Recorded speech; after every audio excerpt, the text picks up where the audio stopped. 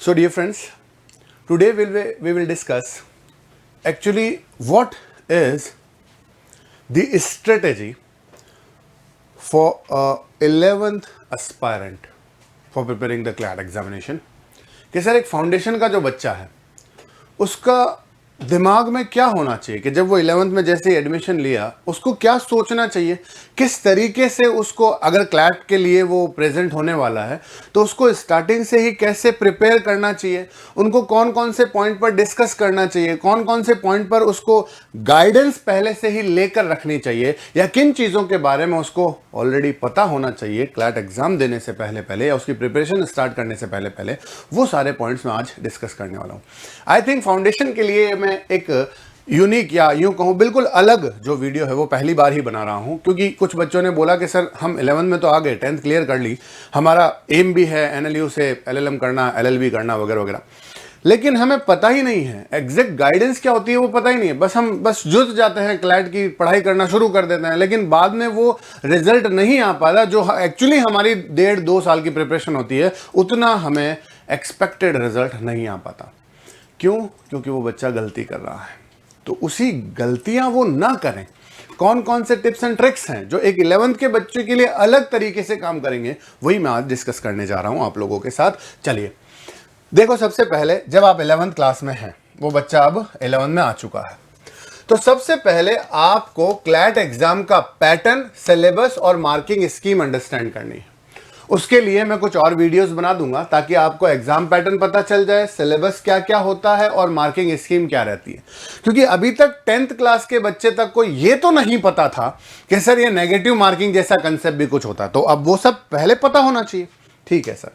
उसके बाद आप क्या करेंगे, फिर आपको क्लैट के साथ फेमिलियर होना है, पेपर पैटर्न को बार बार समझकर, अलग अलग वीडियोस के थ्रू, खुद एक पर्टिकुलर कोई मॉक टेस्ट का पेपर, प्रीवियस ईयर का पेपर उठाकर उसको एनालिसिस करें, जज करें कि हाँ सर इस तरीके का पेपर आता है, ताकि डरे नहीं शुरुआत से। अब पेपर पैटर्न समझ में आ गया तो सबसे इंपॉर्टेंट जो मैं आपको एक हैबिट बता रहा हूं वो आज से ही बनाना शुरू कर दें। आप डेली न्यूज़पेपर पढ़ें। उस न्यूज़पेपर को पूरा नहीं रटना है बेटा, ठीक है। उस न्यूज़पेपर रीडिंग में आप एडिटोरियल पढ़ेंगे, लीगल से रिलेटेड जो भी न्यूज़ हैं वो पढ़ेंगे, स्पेसिफिकली इंग्लिश का कोई एडिटोरियल आता है, लीगल का है, जीके करंट अफेयर्स का है, मैथमेटिक्स से रिलेटेड जो भी आपके पास बुक्स अवेलेबल है या 10th तक की जो भी आपने अलजेब्रा की है, उससे थोड़ा सा एडवांस जो डीआई होता है, डेटा इंटरप्रिटेशन वाले जो चैप्टर्स हैं, वो सारी के सारी चीजें आपको शुरुआत कर देनी चाहिए और जीके रेगुलर जुड़ जाइए। अब बच्चा कहेगा कि सर मेरे इस पर्टिकुलर सेमेस्टर की क्या जीके काम की, मेरे को तो नेक्स्ट ईयर से जीके पढ़नी है। मैं सिर्फ और सिर्फ चाहता हूं कि आपकी ये हैबिट बन जाए याद करने की। क्योंकि देखो जीके में जब कोई न्यूज कोई हम डिस्कस करते हैं ना, तो वो एक पर्टिकुलर न्यूज कई वीक्स तक चलती है। अब वो पूरा डेटा इकट्ठा होकर एक न्यूज बनता है। अब मान लीजिए कोई न्यूज जो है लास्ट दिसंबर की है, अब वो जनवरी और फरवरी तक होते होते उसका फाइनल डिसीजन आता है, फाइनल फैसला आता है, पूरा कंटेंट तैयार होता है। अब बच्चे ने जनवरी फरवरी को पूरा पढ़ा, लेकिन उसका बेस जो था न्यूज का वो जो दिसंबर में शुरुआत हुई थी वो उसने देखा ही नहीं कि सर ये मेरे किसी काम का नहीं, तो लास्ट ईयर का है, ये मेरे एग्जाम में क्यों आएगा। अब वो न्यूज इससे रिलेटेड है जीके की, करंट ईयर की, तो उसमें से कंटेंट उठाकर आपसे नहीं पूछ सकते क्या। तो इसीलिए बेसिक लीगल कंसेप्ट को जानो और अपनी लॉजिकल रीजनिंग की स्किल्स को मजबूत करो। नेक्स्ट, फिर आप ये देखें कि आपकी जो 11th क्लास के बाद की वेकेशंस हैं उसमें आपको क्या करना है। अब आप अलग अलग डिफिकल्टी लेवल के क्वेश्चंस को प्रिपेयर करना शुरू करो, करंट अफेयर्स को रेगुलर प्रैक्टिस करो और टॉपिक वाइज टेस्ट दो करंट अफेयर्स के, हर एक ईच एंड एवरी टॉपिक का।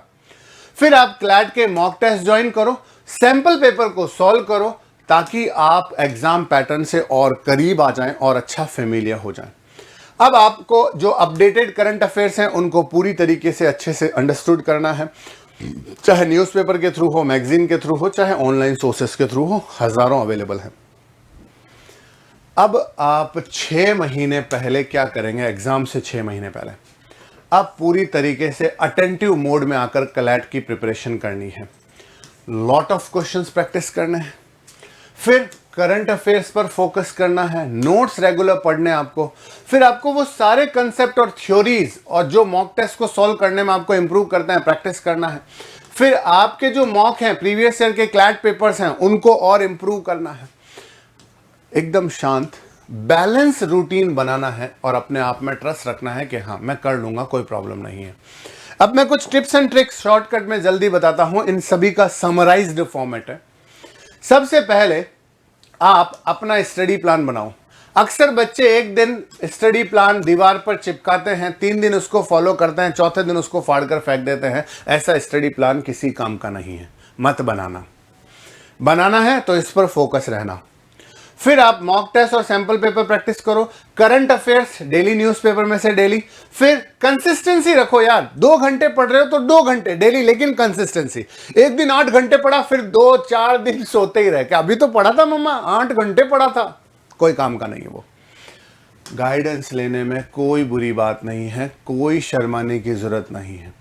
जिस भी पर्टिकुलर पर्सन को अपना मेंटर मानते हो या जो भी टीचर आपको पढ़ा रहा है, अरे उसका खून चूस लो बेफिक्र होके। उसको जितना कुछ पता है वो सारा जानने की कोशिश करो, एग्जाम पॉइंट ऑफ व्यू से, है ना। हाँ, यूं नहीं कि सर ने बोला है खून चूस लो तो बेचारे को परेशान ही करके रखा है ना, कि सर आज आपने क्या नाश्ता किया। ऐसी चीजें नहीं होनी चाहिए। अपनी स्टडी से रिगार्डिंग स्टडी ग्रुप ज्वाइन करो, लेकिन जो फायदे के हों। पता पड़े पहले दिन उस ग्रुप में मॉक टेस्ट के पेपर्स सारे फॉरवर्ड हुए, दूसरे दिन जोक आने लग गए, हाथों हाथ उस ग्रुप को लेफ्ट करना बेटा। अब फिर आपको लीगल लॉजिकल का बेसिक्स मेथड से शुरुआत से प्लानिंग करके प्रैक्टिस करनी।